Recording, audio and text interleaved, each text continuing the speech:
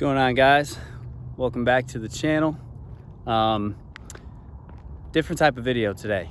Kind of want to just talk to you guys about some interesting trends that I'm seeing happening with YouTube and the type of content that I see really exploding now in 2025. And I kind of saw this happening at the end of 2024, and I just wanted to kind of discuss where I think the platform is going. Out here in this beautiful park, I don't know if you can see these beautiful mountains in the background.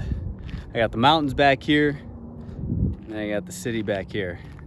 So just out here on a run, about to run after this. But so it's been very interesting to see what has been happening with YouTube as a platform and how it's been changing.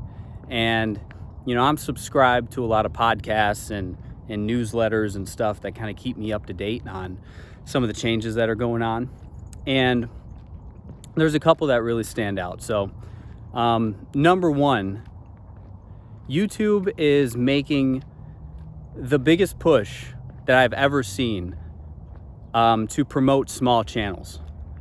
And maybe they've done, they've tried to promote smaller channels in the past, but usually you have to gain some sort of following, at least a small following, before the algorithm will pick you up and start promoting your channel and putting you in the recommended feeds of viewers. Now what I see happening is a big push from YouTube to promote channels that have very minimal subscribers. I mean, I'm talking like 100, maybe even less. And I don't know about you guys, but in my recommended feed, I am getting recommended videos from channels that have like 50 subscribers. I'm getting recommended videos from channels that are from videos that have like a couple views. I mean, literally in my feed the other day, I got recommended a video that had like 2 views that had just came out like a few seconds ago. So I think that's really great. I think that opens the door to gaining a foothold for smaller YouTube channels like mine that in the past you've had to build some sort of traction before. Now you don't. We're passing under a bridge here, so hopefully the sound isn't too bad. And the second really interesting thing that I see going on is the type of content that is really taking off right now. So I'll give you an example. One of the fastest growing YouTube channels that I see really taking off right now is a guy called Ian on YouTube. Okay, I'll link to his channel. You can go check him out. But this guy works at 7-Eleven. He's got the most average, like, ordinary life that you could ever imagine. I mean, the dude just goes to work. He vlogs his days. It's like a come to work with me type of video, vlog style video, like really super simple content. And the guy's gone from like 20K to 100K subscribers in like a matter of weeks. Okay, I don't know the exact numbers, but it's just like skyrocketed his subscribership. And then he went from 100K to like 200,000 in another week. So the guy's channel is just completely taking off, and his content isn't really that crazy, highly produced, anything like that. It's just raw, unfiltered, organic style videos. And overall, I see the vlog style of video, kind of what I'm doing right now, just creators taking out the camera, making these unfiltered, raw, unedited videos. I see that style really kind of having a resurgence right now. And so for me, it's almost like YouTube is kind of going back to what it originally used to be in, let's say, 2011, 2012, 2013. Because you think about the content that was being made back then. Sorry, I had to cut the video. There's like planes. There's an airport by here, so there's planes flying overhead that are super loud. Anyway, so where was I? So you think about the timeline of YouTube. It gets discovered in 2006, I believe, and it was nothing for a little while, and then around 2008, 2009, it starts taking off, and then it becomes not about viral videos anymore, but it becomes about viral sort of creators who are building up their own followings, right? And so you get guys like Casey Neistat, PewDiePie, those type of people. And if you think back to what was big back then, like what type of video was really popular back then, it was vlogs, right? It was daily vlogs. It was, Casey Neistat was famous for doing his daily vlog series. I would say there was probably, there was other types of content, but I would say vloggers were the biggest type. So that's what I'm saying is like YouTube used to be this really organic place for creativity. And in recent years, the biggest criticism of YouTube is that it's become too big, right? It's become too big to the point where, the only creators who are getting traction are, Mr. Beast type of creators who have like really huge production value, and it's become too polished, right? And it's become too produced. That's been the criticism. And so I find it really fascinating that the type of content that's blowing up right now is this type of organic, raw content that is really unfiltered and not really, that highly produced. And I think in large part because people nowadays are starving for authenticity. People nowadays are starving for originality, authenticity, and in realness. And so that's why I personally don't think that we're gonna see this big, surge of AI generated content like most people are predicting. Now, let me put a little caveat to that. I think we're going to see a surge at first, but I think what you're going to see in 2025 is you're going to see it peak, and then you're going to see a drop, all in the span of the same year, because I just don't think that people want these faceless sort of AI generated YouTube channels and the content that they put out. I don't think that that's what people want. Okay, I think that serves a purpose in some circumstances where, you're maybe running a business and you're a real estate company and you need to generate some videos for your, to promote listings or something like that. Like there's certain niche industries where, AI generated content could actually be beneficial. But I think for the average consumer of YouTube, the average viewer, I don't think they want that. I think they want authenticity. I want authenticity. I'm speaking as an average viewer. I never stopped watching like vlogs and stuff like that. Like that's always been the type of content that I'm interested in, because I'm naturally interested in people. I'm naturally interested in seeing the world through other people's eyes, right? And seeing other people's perspectives. And so that's always been the content that I've drawn to.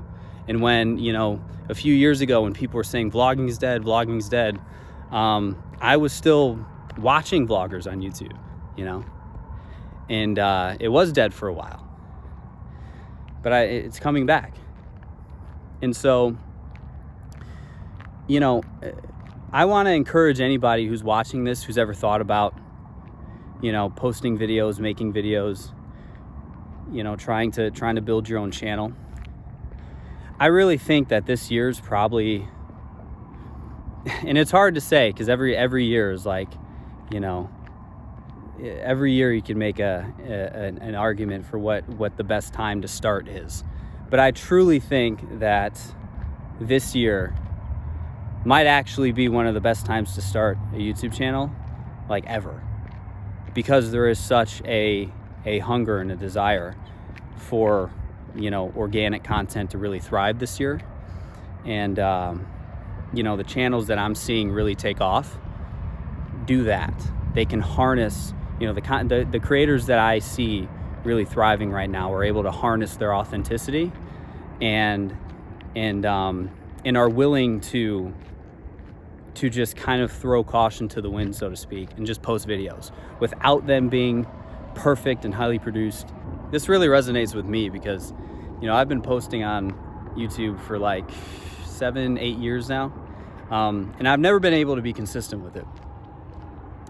And the biggest reason is because I've never really got over a lot of the insecurities I have with being on camera and being vulnerable to a certain extent. I'm not saying you have to like put your entire life out there, but you do have to be vulnerable to an extent if you're gonna be a content creator, videographer, filmmaker, anything like that. You have to be willing to give yourself to other people. So I was listening to a podcast the other day, and they said something very interesting. The host said, he said, there's two types of people in this world. It's one of those things, right? There's two types of people in this world. There are givers and there are garters. And the way he framed it was this. When you interact with someone who is a giver, you generally feel like you left that interaction having gained something from that person, right? Because givers generally like to give themselves to other people. They want to give their personality, give their perspective, give their little quirks about them that make them unique. They want to give whatever gifts they have to other people, okay? And then you have garters, who are people who feel like they need to conserve whatever energy they have.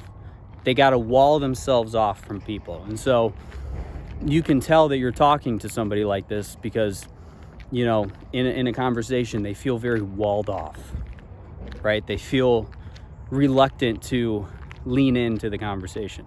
They feel reluctant to engage, really. They feel standoffish, right? That's what people kind of describe as being standoffish. And because they feel like they need to protect themselves. And you know, I can think of situations in my life where I've been both. That's why it's so hard for me, you know, when people ask, do you consider yourself a introvert or an extrovert? I honestly don't know. And I think most people don't fall neatly into a box because most people are multifaceted. Humans are very multifaceted. But I have definitely been more guarded in moments in my life. And I bring it up because I feel like in this YouTube channel, with my creative pursuits, with this, I feel like I've been too guarded. I feel like I haven't opened up as much as I could. And I feel like, you know, I've been afraid. I hope the planes aren't ruining this video, for real. I'm gonna post it anyway, but these planes, like, this is just, I don't know if I'll record over here anymore. But in any case, I feel like I've been afraid to do this, right? I've been afraid to post videos I've been afraid to post videos that were unscripted, that were unpolished, that were unproduced. And don't get me wrong, I am interested in videography and film and cinematography, and I like doing really interesting things with edits and all that, and I will continue to do that. But I think this needs to be a part of it. I think this needed to be a part of it all along. Because when you do something like this, when you take away the production, when you take away all of that, it's just you, and you're running up against all of your insecurities. You're running up against everything that makes you hesitant about posting videos in the first place. If you're an aspiring creator on this platform. And so I never really got past a lot of my insecurities with being on camera, to be honest with you. And so that's why this year I want to really challenge myself to do more stuff like this, to make more videos like this. Now, like I said, I am just interested in the skill of filmmaking, the various skills that go into filmmaking. So I still will do, videos like you've seen in the past, for sure, because I enjoy those. But I want to do more of this. I want to be more raw. I want to be more unscripted. I want to be more organic. And I think that it's very interesting to see that that's the type of content that is really taking off on YouTube right now. Like I said, I think YouTube is almost reverting back to what it used to be. The creative landscape of YouTube is going back to, the 2013, 2014 type of that era, if you will. And so I think there's a real opportunity for anybody who has ever wanted to post on this platform, for anybody who's ever wanted to build up a channel. I think there's a real opportunity out here to just, it's gonna sound really hokey, but like being yourself might actually be the best way to build a sort of personal brand on YouTube nowadays.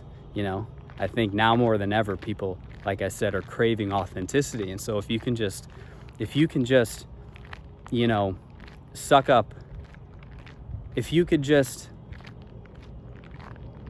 do battle with those perfectionist mentalities that often hold us back, if you can just post stuff without being afraid of it, not being perfect enough, or being unscripted, unpolished, and not worrying about what other people think or criticisms, if you can just overcome those fears, I think there's a real opportunity to thrive in this creative landscape.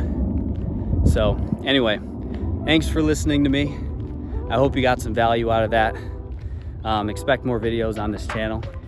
Like I said, I want to post a lot more this year. So like and subscribe for sure. And hopefully I'll see you in the next one.